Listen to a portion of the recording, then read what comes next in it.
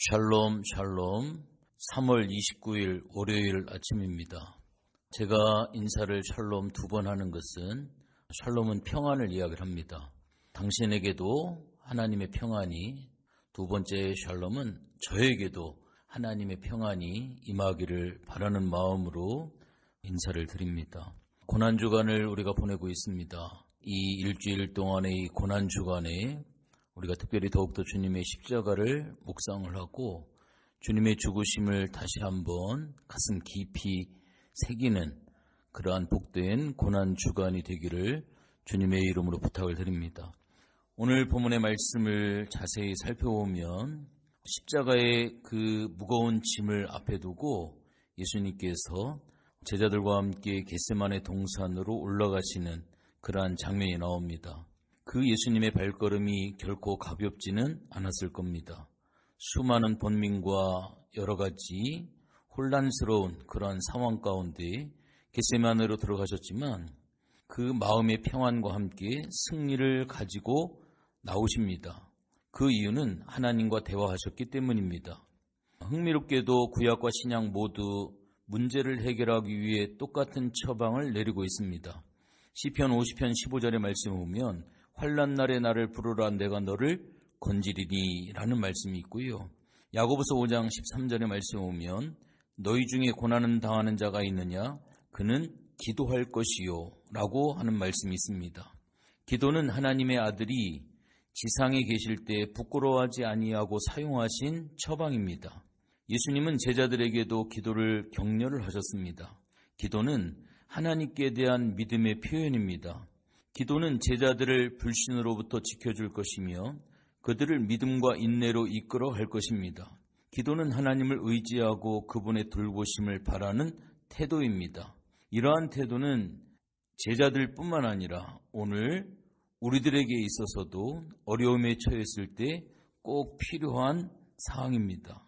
오늘 감람산에서 예수님이 잡히시던 밤에 대한 누가의 기록은 마태와 마가의 기록과 상당히 다릅니다.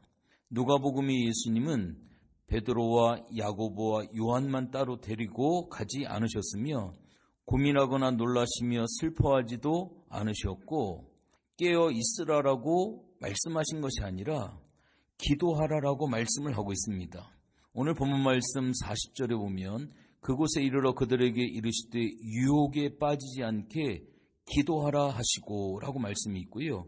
46절에 보면 이르시되 어찌하여 자느냐 시험에 들지 않게 일어나 기도하라 하시니라 라고 말씀을 하고 있습니다. 마태와 마가는 3번이나 제자들이 잠들고 예수님이 그들을 반복해서 깨우셨다고 기록하지만 누가는 한 번만 기록하고 그들이 슬픔으로 인하여 잠들었다라고 45절에 보면 기도 후에 일어나 제자들에게 가서 슬픔으로 인하여 잠든 것을 보시고 라고 말씀을 하고 있습니다.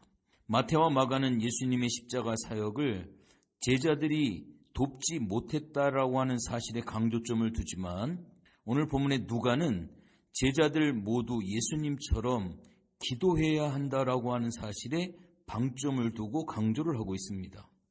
예수님이 십자가를 져버리는 유혹에 빠지지 않도록 간절히 오늘 성경에 보면 아버지여 만일 아버지의 뜻이거든 이 잔을 내게서 옮기시옵소서 내 원대로 마시옵고 아버지의 원대로 되기를 원합니다 라고 42절에 기도하시고 44절에 예수께서 힘쓰고 애써 더욱 간절히 기도하시니 땀이 땅에 떨어지는 핏방울같이 되더라 라고 하는 말씀처럼 제자들도 유혹에 빠지지 않도록 기도해야 할 것을 말씀합니다.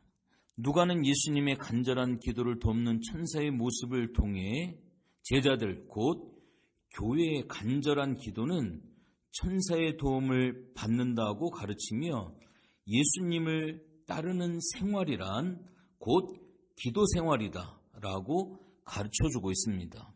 우리는 주님의 십자가를 통해 은혜를 받고 주님의 뒤를 따르는 사람들입니다. 그렇다면 주님이 말씀하시고 모범을 보여주셨듯이 기도로 하나님의 나라를 위해 사역해야 함은 당연한 일입니다. 특별히 2021년도 이번 고난주간은 저들처럼 잠들지 않는, 우리가 깨어 더욱더 기도에 집중할 수 있는 기회가 되어지시기를 주님의 이름으로 부탁을 드리겠습니다. 오늘 본문 말씀 47절서부터 53절까지 말씀을 보면 누가는 예수님이 잡히실 때 주위 사람들이 모두 잘못된 방법을 사용하고 있음을 드러냅니다. 예수님이 제자들에게 말씀하실 때 가룟 유다가 한 무리를 끌고 나타나서 47절 48절에 보면 예수님께 입을 맞춥니다. 유다는 12 중에 하나라는 전혀 어울리지 않는 칭호로 불렸을 뿐 아니라 입맞춤을 사용해서 자기 스승을 파는 비열한 행동을 합니다. 그런데 문제는 제자들 중에서도 칼을 휘두르는 세상의 방법을 사용한 사람이 있다라고 하는 그러한 사실입니다. 49절 50절의 말씀에 보면 그의 주위 사람들이 그 된 일을 보고 여짜오되 주여 우리가 칼로 치리이까 하고 그 중에 한 사람이 대사장의 종을 쳐 그 오른쪽 귀를 떨어뜨린지라. 여러분들 이 내용의 주인공이 누구인 것은 아시죠? 베드로입니다. 그때 예수님께서는 이것까지 참으라 라고 51절에 말씀을 하고 있습니다. 저는 오늘 본문의 사건 가운데 예수님께서 말씀하신 이것까지 참으라, 여러 가지 어떤 어려운 일을 만났을 때 저는 이 말씀을 대부분 좀 기억을 합니다. 이것까지 참으라고 하는 주님의 말씀, 이것까지 허용하라라고 하는 그러한 말씀이죠. 이는 그들의 비열하고 폭력적인 행위가 지금은 하나님에 의해 허용되고 있다라고 하는 그러한 뜻입니다. 예수님은 대제사장의 종의 귀를 낫게 하심으로써 제자의 잘못을 바로잡아 주시고 자신을 잡으러 온 자들의 잘못을 지적하십니다. 그들은 성전에 속한 사람들이었음에도 불구하고 세상의 도구, 폭력의 도구를 가지고 그들이 나왔습니다. 예수님은 늘 성전에 계셨기에 그들이 마음만 먹었다면 폭력 없이도 쉽게 체포할 수 있었습니다.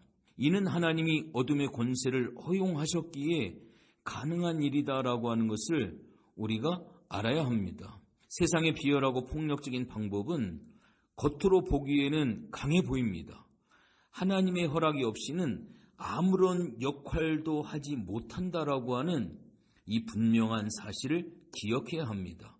그러므로 우리는 세상의 방식을 의존하지 말고 주님께서 우리에게 친히 본을 보여주시고 우리에게 가르쳐 주신 바로 이 기도라고 하는 가장 강력한 영적인 무기를, 하나님의 방법을 우리가 사용해야 합니다. 결론적으로 말씀을 드립니다. 예수님은 비열한 방법이 지혜로운 방법으로 여겨지고 어리석은 방법이 효과적인 방법으로 받아들여지며 죄인을 체포한다라고 하는 자들이 오히려 더 악한 죄를 저지르는 세상 가운데로 주님은 묵묵히 걸어 들어오셨습니다. 그리고 주님은 우리에게 나를 따르라 라고 말씀을 하고 계십니다.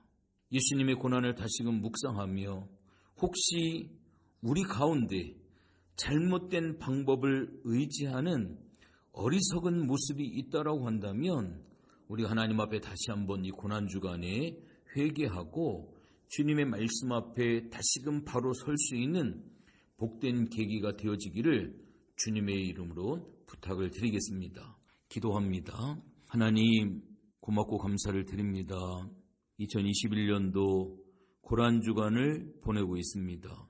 하나님, 오늘 우리에게 이 고난주간을 통하여서 특별히 우리의 마음을 새롭게 하게 하시고 주님의 십자가의 고난을 우리가 다시 한번 깊이 묵상해서 주님께서 우리에게 친히 보여주신 이 귀한 사명을 감당하는 길과 섬김의 아름다운 모습을 오늘 우리들의 삶을 통해 다시금 재현해 갈 수 있는 복된 성도의 삶이 되어줄 수 있도록 하나님 도와주시옵소서.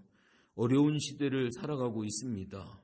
하나님, 신앙이 여러 가지 모순된 모습 속에 많이 고민하고 방황하는 그러한 모습들도 있습니다. 그러나 언제나 변함없는 진리 되시는 예수님, 그 예수님께서 우리에게 말씀해 주신 하나님의 말씀인 이 성경을 우리가 직시하게 하게 하시고 이 말씀 앞에 다시금 무릎을 꿇을 수 있는 우리 모두가 되어줄 수 있도록 하나님 도와주시옵소서. 감사를 드리며 예수님의 이름으로 기도했습니다. 아멘.